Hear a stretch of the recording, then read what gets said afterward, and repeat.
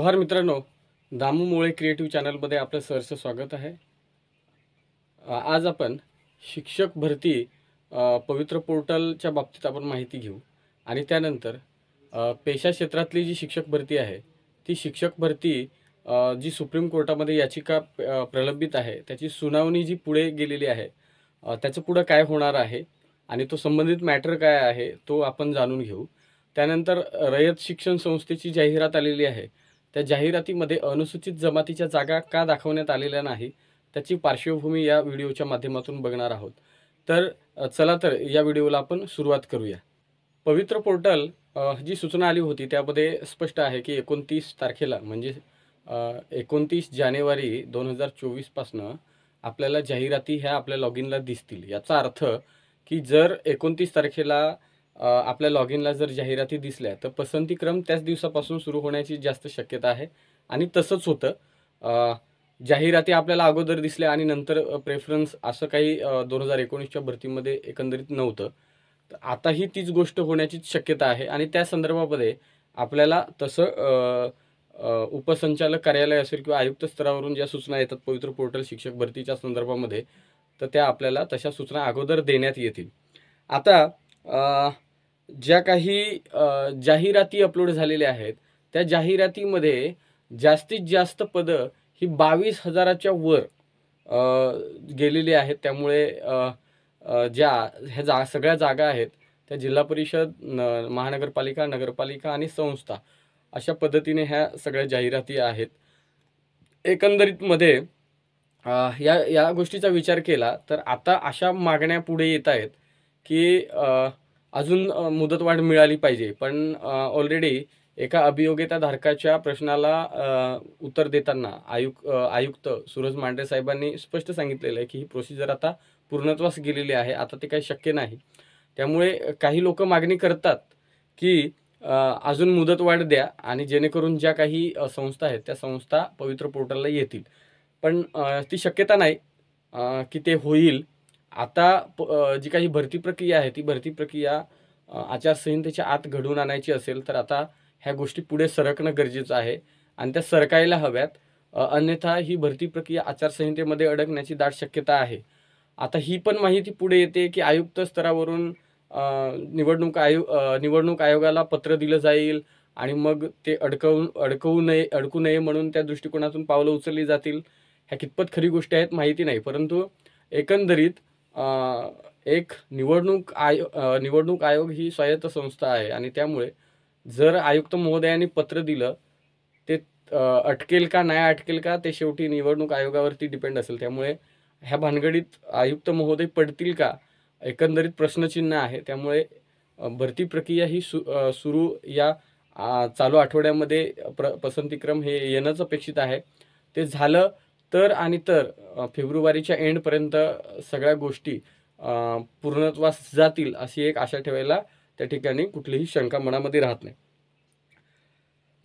दुसरी बाब आपल्याला व्हिडिओच्या माध्यमातून ही बघायची आहे की पेसा शिक्षक भरतीच्या संदर्भामध्ये जी काही सुनावणी आहे, मुळात तर सुरुवातीला हे एक गोष्ट तुम्हाला जाणीवपूर्वक सांगतोय की पेसाची भरती ही ऑफलाईन सुरू होती। त्यासाठी पालघर येथे लॉंग मार्च काढण्यात आला। लॉंग मार्चच्या दृष्टिकोनातून मंत्री केसरकर साहेबांसोबत मंत्री केसरकर साहेब असतील, आयुक्त सूरज मांढरे असतील, शालेय शिक्षण विभागाचे उपसचिव महाजन साहेब असतील, दत्तात्रय शिंदे कक्ष अधिकारी असतील आणि काळे साहेब असतील आणि इतर सगळे ज्यांची टीम त्या ठिकाणी उपस्थित होती मीटिंगच्या दरम्यान। ही मीटिंग झिरवाळ साहेबांच्या अध्यक्षतेखाली त्या ठिकाणी झाली होती आणि त्या मीटिंगमध्ये हा डिसिजन घेण्यात आला होता की ही पेसाची भरती आहे ती ऑफलाईन करण्यात यावी, कारण मुंबई हायकोर्टामध्ये सुद्धा त्या बिगर आदिवासींच्या याचिका होत्या आणि त्यामुळे ही लवकरात लवकर भरती करण्यासाठी म्हणून पवित्र पोर्टलमध्ये न करता ती ऑफलाईन भरती सुरू होती। परंतु कालांतराने त्या गोष्टी मुंबई हायकोर्टाने सगळ्यांच्याच याचिका फेटाळून लावल्यानंतर ते मॅटर सुप्रीम कोर्टापर्यंत गेलं आणि सुप्रीम कोर्टामध्ये गेल्यानंतर त्या ठिकाणी आतापर्यंत 2 तारखा सुनावण्या पुढे गेलेल्या आहेत। आता जी सुनावणी होती ती सुनावणी होती जानेवारीच्या 30 तारखेला, परंतु आता 30 तारखेला ती होणार नाही आहे. ती सुनावणी होणार आहे 13 फेब्रुवारी 2024ला, म्हणजे फेब्रुवारीच्या 13 तारखेला होणार आहे. त्यामुळे एकंदरीत हे आता पेसा भरतीचं जे काही मॅटर आहे ते पुढं गेलेलं आहे. आता बऱ्याच अभियोग्यताधारकांकडून मला प्रश्न हे विचारला जातोय की सर हे वारंवार आता तारीख पे तारीख होत राहील. तर मी तुम्हाला मागेही बोललो होतो की आपल्या या केसमध्ये स्वतः चीफ जस्टिस धनंजय चंद्रचूड साहेब या बेंचला आहेत, म्हणजे आपल्या सुनावणीमध्ये. त्यामुळे जेव्हा चीफ जस्टिस एखाद्या सुनावणीमध्ये असतात, रेग्युलर सुनावणीमध्ये, तर त्यामध्ये एखादं बेंच बसत असेल तर त्या बेंचमध्ये स्वतः चीफ जस्टिस जात असतात. त्यामुळे सुप्रीम कोर्टामध्ये बेंच बसण्याचे प्रकार 5, 7 जे आहे ते पुढे कंटिन्यू होत राहतं. 2चे बेंच असतात, आता आपलं 3 बेंच आहे. आणि त्यामुळे एकंदरीत चीफ जस्टिस हे त्यांचे जे रुटीन आहे ते बदलत राहतं. त्यामुळे आतापर्यंत कदाचित असं वाटतं की या 30 तारखेला एखादं बेंच बसत असेल आणि त्यामुळे त्या दिवसाच्या ज्या हेरिंग्स आहेत त्या पुढे ढकलण्यात आलेल्या आहेत. आता आपली जी हेरिंग्स आहे ती 13 फेब्रुवारी 2024ला आहे. मुलांना आपले ST उमेदवार जे आहेत त्यांना मी मागे पण सांगितलं होतं की तुम्ही 30 तारखेला जो निकाल शोधताय तो निकाल 30 तारखेला येणं अपेक्षित नाही. मी मागेही बोललो होतो की आपली हेरिंग्स सुरू आहेत, पण निकाल जो येईल तो मुंबई हायकोर्टाने दिलेलं डिसिजन हे योग्य आहे की अयोग्य आहे या बाबतीत येणार आहे. म्हणजे ते प्रकरण मुंबई हायकोर्टात पाठवायचं, मॅटमध्ये पाठवायचं की सुप्रीम कोर्टामध्येच ऐकून घ्यायचं, याच्यावरती पहिल्यांदा डिसिजन येईल. आणि जर सुप्रीम कोर्टाने ठरवलं की आम्हीच बाजू ऐकून घेतो, तर मग त्या दिवसापासून पुढे परत सुनावण्या होतील आणि त्या सुनावण्यांमध्ये ते आरक्षण कायदेशीर आहे की बेकायदेशीर आहे याच्यावरती ह्या सगळ्या सुनावण्या होतील. त्यामुळे पेसा भरतीच्या संदर्भामध्ये याचिकाकर्त्यांनी जो काही बेस पकडलेला आहे तो base Chebrolu Leelaprasad Rao versus Andhra and others या केसचा आधार घेतलेला आहे. आता ही केस काय सांगते, ही 2000 साली सुप्रीम कोर्टामध्ये केस गेली आणि त्याचा निकाल 20 एप्रिल 2020ला आलेला आहे. म्हणजे एप्रिल महिन्यामध्ये 2020 साली त्याचं जजमेंट आलं. आता हे जजमेंट 5 जजेसच्या बेंचने दिलेलं आहे.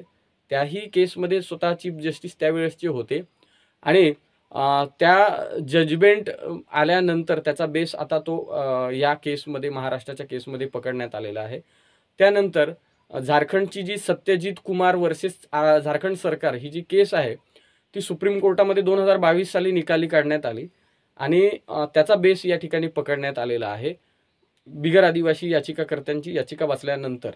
आणि तिसरा बेस पकडलेला आहे की इंदिरा साहानी केस, जी इंदिरा साहानी केस 1992ला सुप्रीम कोर्टामध्ये फायनली त्याचा डिसिजन आला. त्यावेळेसची 6-3 असा जो निकाल दिलेला आहे सुप्रीम कोर्टानं, त्यामध्ये 50% जास्त आरक्षण देता येत नाही असं एकंदरीत त्यांचं म्हणणं आहे. आणि आता जे अनुसूचित क्षेत्रामध्ये रिझर्वेशन दिलेलं आहे ते 100% रिझर्वेशन आहे असं एकंदरीत त्यांचं याचिकेमध्ये म्हणणं आहे. त्यामुळे हे आरक्षण कायदेशीर आहे की बेकायदेशीर आहे हे ठरवण्याचा सर्वस्वी अधिकार हा आता सुप्रीम कोर्टाचा आहे. आणि मी मागेही व्हिडिओच्या माध्यमातून सांगितलं होतं की जे आदिवासी विकास विभागाने आफ्रोट या संघटनेला सुप्रीम कोर्टामध्ये याचिका लढण्यासाठी, या मॅटरवरती लढण्यासाठी जे 41.50 लक्ष रुपये मंजूर करण्यात आलेले आहेत, याचा अर्थ हे मॅटर कदाचित जास्तीत जास्त शक्यता हीच आहे की सुप्रीम कोर्टामध्येच चालेल. आणि जेव्हा जेव्हा हे प्रकरण सुनावणीला येईल त्यावेळेस जर चीफ जस्टिस त्यांचं बिजी शेड्यूल नसेल तर सुनावण्या होतील, जर बिजी शेड्यूल असेल तर ते मॅटर कदाचित पुढेही तारीख मिळू शकते. आणि त्यामुळे कोर्ट म्हटल्यावरती तारीख पे तारीख हा प्रकार होत असतो मित्रांनो. चेब्रुलू नावाचा व्यक्ती 2000 साली सुप्रीम कोर्टामध्ये गेला आणि तो जर 20 वर्ष थांबू शकतोय, तो 20 वर्ष थांबला होता सुप्रीम कोर्टामध्ये. त्याच्या हेअरिंग्स बघा, मी तुम्हाला दाखवतो, या व्हिडिओच्या माध्यमातून पण दाखवेन की जवळजवळ 2-2 वर्ष चेब्रुलूच्या केसमध्ये हेअरिंग्स नाही झालेले आहेत आणि तरीही ती व्यक्ती तिथे कायम राहिली आणि त्या ठिकाणी 2020 साली त्याच्यावरती जजमेंट्स आलं आणि आज ते आपल्याला थोडंसं धोकादायक ठरतंय. तर एकंदरीत हे सांगण्यामागचं पार्श्वभूमी हीच आहे की जे आपले ST प्रवर्गाच्या उमेदवारांना वाटतंय की आता 30 तारखेला निकाल आला असता तर मला 1 तारखेला नियुक्ती मिळाली असती, तर हे लगेच शक्य नाही. हां, पण आपल्याला येत्या पुढच्या काळामध्ये ह्या गोष्टी घडवून आणाव्या लागतील, की ज्या काही अनुसूचित क्षेत्रामध्ये ज्या भरती प्रक्रियेची प्रोसिजरच पूर्ण थांबवण्यात आलेली आहे, तर ती भरती प्रक्रियेची प्रोसिजर आपल्याला चालू करून घ्यावी लागेल. कारण एजींचं स्टेटमेंटच ते आहे, की आमची प्रोसिजर सुरू आहे, पण भरती पूर्ण होण्याची शक्यता नाही आहे. आणि त्यामुळे सामान्य प्रशासन विभागाने स्पष्ट त्याचा चुकीचा अर्थ काढून त्या ठिकाणी भरती प्रोसिजरच पूर्ण थांबवली. पण मित्रांनो, या गोष्टीचा अर्थही तोच होतो, जेव्हा तुमच्या हातात नियुक्ती मिळते, तेव्हाच त्या गोष्टीला किंमत राहते. लक्षात घ्या. उद्या असं नाही की तुमची निवड प्रोसेस झाली, तुमच्या निवड झाल्या आणि तुम्हाला नियुक्ती थांबवली, तर ती नियुक्ती कधीपर्यंत थांबेल, या बाबतीतही तारीख पे तारीख ह्या गोष्टी होत राहतील. शेवटी सुप्रीम कोर्टाचे काही अधिकार असतात. सुप्रीम कोर्ट ही स्वायत्त संस्था आहे, त्यामुळे तिथे हे सगळे प्रकरण चालतात. तर एकंदरीत या व्हिडिओमध्ये तुम्हाला मी पेसा जी भरती आहे, जी आता तलाठी, वनरक्षक, ग्रामसेवक, शिक्षक, कृषी सेवक, आरोग्य सेविका, कोतवाल, पोलीस पाटील, आदिवासी विकास विभागाची काही पदं भरण्याच्या संदर्भामध्ये प्रस्तावित होतं, ती आता सगळी थांबलेली आहेत आणि त्या दृष्टिकोनातून पुढे आपण नियोजन करूच. पण एकंदरीत आता त्याची जी हेअरिंग आहे, पुढची सुनावणी आहे, ती 13 फेब्रुवारीला होणार आहे. दुसरी गोष्ट आपल्याला ही या ठिकाणी बघायची आहे, की रयत संस्थेमध्ये जी काही जाहिरात आलेली आहे पवित्र पोर्टलला, त्या जाहिरातीमध्ये एस-टी प्रवर्गाला 0 जागा दाखवण्यात आलेल्या आहेत. त्यानंतर या एस-टी प्रवर्गाच्या जागा बऱ्याच उमेदवारांचं म्हणणं आहे, की सर 2019च्या भरतीमध्ये पण जागा दाखवण्यात आल्या नव्हत्या आणि आताही जागा दाखवण्यात आलेल्या नाहीत. त्यामुळे आपल्यावरती खूप मोठा अन्याय झाला आहे, असं एकंदरीत एस-टी प्रवर्गाच्या उमेदवारांचं त्या ठिकाणी म्हणणं आहे. पण बिंदू नामावली जर आपण रोस्टर चेक केलं रयतचं, तर 34 अतिरिक्त शिक्षक एस-टीचे दिसत आहेत. त्यामुळे या जाहिरातीमध्ये त्या जागा आल्या नाहीत. मी मागेही बोललो, की जो छोट्या बिंदू नामावलीचं जे रोस्टर आहे, त्यामध्ये आपल्याला एस-सी नंतर एस-टी पद हे मिळायचं, ते आता एकंदरीत दिसत नाही, ते मिळत नाही.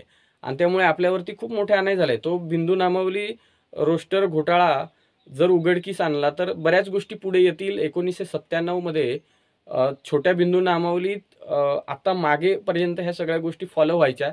एस-सीला एक पद मिळाल्यानंतर त्याच्या पाठोपाठ एस-टीला मिळायचं. पण आता एस-टीला नंतरचं पद मिळतं. त्या बाबतीत मी तुम्हाला व्हिडिओच्या माध्यमातून नंतर एका दिवशी सांगेन. पण आता 34 शिक्षक आपले एस-टीचे अतिरिक्त दिसतात. पण एक कोडं न उलगडण्यासारखं आहे मित्रांनो, की रयत शिक्षण संस्थेने 2022-23च्या या शैक्षणिक वर्षामध्ये मुलाखतीद्वारे काही पदं भरली होती तासिका तत्वावरती. त्या तासिका तत्वांमध्ये मराठीच्या 20 जागा, हिंदीच्या 10 जागा, इंग्रजीच्या 43 जागा, त्यानंतर मानसशास्त्र, इतिहास, भूगोल अशी बरीचशी जवळजवळ 33 पदांची त्या ठिकाणी पदं दाखवण्यात आली होती मुलाखतीद्वारे तासिका तत्वावरती.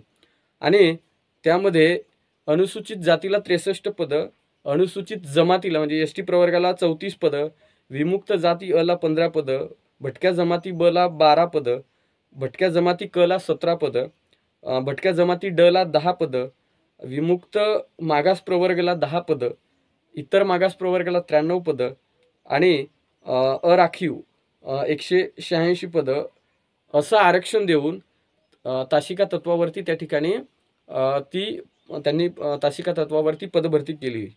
आता जर एस-टीची पदच दिसत नसतील आणि अतिरिक्त शिक्षक आहेत, तर मग ही पदं जी भरली जात आहेत 2022-23ला म्हणजे आत्ताचाच हा मॅटर आहे, एवढा काही जुना नाही, भरती झाल्यानंतरचा, तर त्या ठिकाणी 63 पदं ही 34 पदं ही अनुसूचित जमातीची दाखवण्यात आलेली आहेत. तर एकंदरीत आता ती पदं लगोलग उलट का दाखवलेली आहेत, की त्या ठिकाणी ती अतिरिक्त दाखवण्यात आली आहेत. त्यामुळे एकंदरीत तो जो मुद्दा आहे, तो मुद्दा आकलनाच्या बाहेरचा जरी असला तरी येत्या काळामध्ये आपल्याला माहितीच्या अधिकारामध्ये रयत शिक्षण संस्थेच्या ऑनलाईन आपल्याला अर्ज करावे लागतील आणि त्याची माहिती घ्यावी लागेल, की यांनी बिंदू नामावली कशी तपासण्यात आलेली आहे. कारण संस्थांमध्ये खूप मोठा घोळ बिंदू नामावलीच्या बाबतीत झालेला आहे. बऱ्याचशा संस्था अशा आहेत, की एस-टीची समजा 18 पदं मंजूर असतील, तर त्याच्यातली 10 पदं एस-टीचे उमेदवार भरलेले आहेत आणि 8 पदं एस टीचे उमेदवार भेटत नसल्यामुळे त्या ठिकाणी त्यांनी डायरेक्टली इतर प्रवर्गाचे लोक भरलेले आहेत. आता जर एखाद्या संस्थेमध्ये एका शाळेमध्ये 30 पदं समजा मंजूर पदं असतील, तर मंजूर पदांपेक्षा जास्त त्या ठिकाणी शिक्षक भरले जात नाहीत. आणि त्यामुळे 8 पदं जरी एस टीची रिक्त दिसत असली तरी इतर प्रवर्गाचे अतिरिक्त असल्यामुळे 30 पेक्षा जास्त पदं भरली जात नाही. अशाही बऱ्याचशा कंप्लेंट्स काही उमेदवारांनी माझ्यापर्यंत पोचवलेल्या आहेत. आणि हा एस टी प्रवर्गाच्या बिंदू चोरण्याचे हे सगळे प्रकार झालेले आहेत. एस टीचा बिंदू असून इतर लोक त्या ठिकाणी भरलेले आहेत, म्हणजे एस टी बिंदू चोरलेला आहे. रयत शिक्षण संस्थेच्या माध्यमातून आम्ही या ठिकाणी भेटूच. रयत शिक्षण संस्थेचे सदस्य आहेत आमदार सुनील भुसारा साहेब, त्यांना आम्ही भेटून हा विषय त्यांच्यापर्यंत नेऊ की जी काही शैक्षणिक वर्ष 22-23ला तुम्ही तासिका तत्वावरती पदं भरली, त्यावेळेस 34 पदं ही तुम्ही त्या ठिकाणी एस टी प्रवर्गाची दाखवली. आणि इतर पण आता जी जाहिरात आली त्यामध्ये मला वाटतं भजडला पण जागा नाही, पण इथे मात्र 10 त्यांनी भरलेली दाखवत आहेत तासिका तत्वावर. मग जर पदच नाही आहेत, पदच अतिरिक्त, तेच लोक अतिरिक्त आहेत, मग त्या ठिकाणी तुम्ही भरण्याचा प्रयत्न का केलाय? तर त्याची इत्थंभूत माहिती आपल्याला घेतल्याशिवाय त्याच्यावरती फोकसली भाष्य करता येणार नाही. तर एकंदरीत आता ह्या सगळ्या गोष्टी ज्या आहेत त्या गोष्टी सांगण्याचा उद्देशच तो आहे की सुप्रीम कोर्टामध्ये जे पेसा भरतीचं भिस्त घोंगडं आहे त्याच्यावरती पुढे मार्ग कसा काढावा या संदर्भामध्ये आपण बोलूच. परंतु आता 13 फेब्रुवारीला त्याची सुनावणी आहे. ही बॅड न्यूज आपण म्हणू की 2 तारखा पुढे गेलेल्या आहेत. दुसरी गोष्ट म्हणजे ही की पवित्र पोर्टलची शिक्षक भरती या आठवड्यामध्ये पसंतीक्रम आपल्याला बघायला मिळतील. त्यानंतर पसंतीक्रम कशा पद्धतीने द्यायचे, तो मी फॉर्म कशा पद्धतीने फिलअप करायचा या संदर्भामध्ये मी तुम्हाला डेमोन्स्ट्रेशन दाखवेन. तिसरी बाब म्हणजे रयत शिक्षण संस्थेमध्ये ज्या काही एस टी प्रवर्गाच्या जागाच दिसत नाही त्याचा जो घोळ आहे तो त्या दृष्टिकोनातून तुम्हाला मी या ठिकाणी सांगितला. दुसरी गोष्ट यामध्ये ही सुद्धा आहे की पवित्र पोर्टलला काही संस्थांच्या जाहिराती ज्या आलेल्या आहेत त्यामध्ये जी आदर्श शिक्षण संस्था आहे त्यामध्ये एस टी प्रवर्गाच्या जागा नाहीत. आता कुठे कुठे आपल्या एस टी प्रवर्गाच्या जागा आहेत त्या तुम्हाला मी एकंदरीत सांगतो. जी नगरपालिका आहे मेहकर नगरपालिका आहे, त्या नगरपालिकेमध्ये आपली 2 पदं दाखवतात. एक महिला उमेदवारांना आहे, एक सर्वसाधारण आहे. त्यानंतर अजून दुसरं एखादं अनुसूचित जमातीचं पद आहे ते बघूया आपण. सह्याद्री बहुजन विद्याप्रसारक समाज संगमनेरची जी संस्था आहे त्यामध्येही आपली पदं आहेत. तदनंतर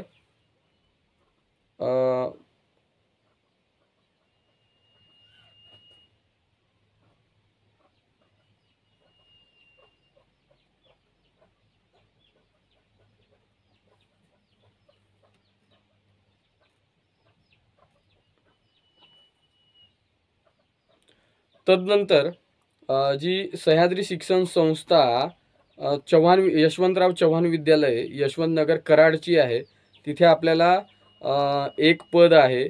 त्यानंतर जनता शिक्षण संस्था वाई इथे एक आपल्याला अनुसूचित जमातीला एक पद आहे. नगर परिषद जी दर्यापूरची आहे अमरावतीची, त्या ठिकाणी अनुसूचित जमातीला एक पद आपल्याला त्या ठिकाणी दिसतंय. त्यानंतर राजा एज्युकेशन सोसायटी आहे, त्या ठिकाणी आपल्याला एक पद दिसते, सर्वसाधारण आहे. त्यानंतर आपल्याला जगन्नाथ शिक्षण प्रसारक मंडळ यावल या ठिकाणी एस टीला हिंदीचं एक पद एकंदरीत आपल्याला त्या ठिकाणी बघायला मिळतंय. काही संस्थांमध्ये पदं नाही आहेत. मी मागेही बोललो होतो की छोट्या बिंदू नामावली रोस्टर घोळामुळे आपली पदं त्या ठिकाणी खूप कमी झालेली आहेत. त्या संदर्भामध्ये मी मागेही वारंवार बोललो होतो, पण आपले एस टीचे उमेदवार त्याकडे गांभीर्याने लक्ष देत नव्हते. वाढीव आरक्षणाच्या संदर्भामध्येही लक्ष देत नव्हते. तर कुठेतरी ह्या गोष्टी आपल्याला खूप बारकाईने बघाव्या लागतील. नगरपालिका जी आहे देशजंग त्या ठिकाणी आपल्याला एक सर्वसाधारण पद त्या ठिकाणी दर्शविण्यात आलेलं आहे. त्यानंतर अनुसूचित जमातीला सेवागिरी शिक्षण प्रसारक मंडळ पुशेगाव आहे, तिथे आपल्याला एक पद दिसतंय. लोक शिक्षण मंडळ जळगाव या ठिकाणी आपल्याला BSc BEdला गणित विज्ञानला एक पद आहे. ही एकंदरीत आपली पदांची आकडेवारी आहे. मलकापूर जी नगरपालिका आहे त्यामध्ये आपल्याला सर्वसाधारणला एक पद आहे, तेही आपल्याला या ठिकाणी बघायला मिळतंय. त्यानंतर चिखली जी नगरपालिका आहे त्या ठिकाणी आपल्याला एक पद सर्वसाधारण दिसतंय, तेही आपल्या उमेदवारांना मिळेल. मुकुंद महाराज शिक्षण मंडळ जे आहे कराडचं त्या ठिकाणी अनुसूचित जमातीला एक पद त्या ठिकाणी दिसतंय, ते आपल्या ST उमेदवारांना त्या ठिकाणी मिळेल. ते एकंदरीत अशी बरीचशी काही पदं आहेत. त्यामध्ये अजून कोयना एज्युकेशन सोसायटी आहे महाबळेश्वर साताऱ्यामधली, तिथे आपल्याला 2 पदं आहेत, एक महिला आणि एक सर्वसाधारण आहे. तिथे आपल्याला 2 पदं देण्यात आलेली आहेत. तर ह्या काही छोट्या जाहिराती आहेत. एकंदरीत अजूनही बऱ्याचशा संस्थांमध्ये आपल्याला जास्त मोठी संख्या याची होणार नाही, तरी पण संस्थेमध्येही काही पदं आपल्याला बघायला मिळतील. जिल्हा परिषद, महानगरपालिका, नगरपालिका जास्तीत जास्त पदं ही आपल्याला महानगरपालिकामध्ये बघायला मिळणार नाही, ती जिल्हा परिषदेला बघायला मिळतील. तर एकंदरीत आपण आज या 3 गोष्टींवरती हा व्हिडिओ बनवला. पवित्र पोर्टलची भरती जी पसंतीक्रम आहे ते पसंतीक्रम पुढच्या आठवड्यामध्ये कुठल्याही क्षणी चालू होतील, त्या संदर्भामध्ये तशा सूचनाच आलेल्या आहेत. त्यानंतर पेसाची जी भरती आहे ती पेसाची भरती ची तारीख आहे, हेरिंग आहे, ती पुढे ढकलण्यात आलेली आहे. रयत शिक्षण संस्थेमध्ये का जागा STच्या आल्या नाहीत आणि काही संस्था ज्या आहेत त्या संस्थांमध्ये कशा पद्धतीने आपल्या जागा आहेत याच्या संदर्भामध्ये मी टेलिग्राम चॅनलला माझ्या ग्रुपला ती PDF टाकलेली आहे. तर हा व्हिडिओ तुम्हाला आवडला असेल तर नक्की शेअर आणि लाईक करा. व्हिडिओ थांबवतो. जोहार, जय संविधान.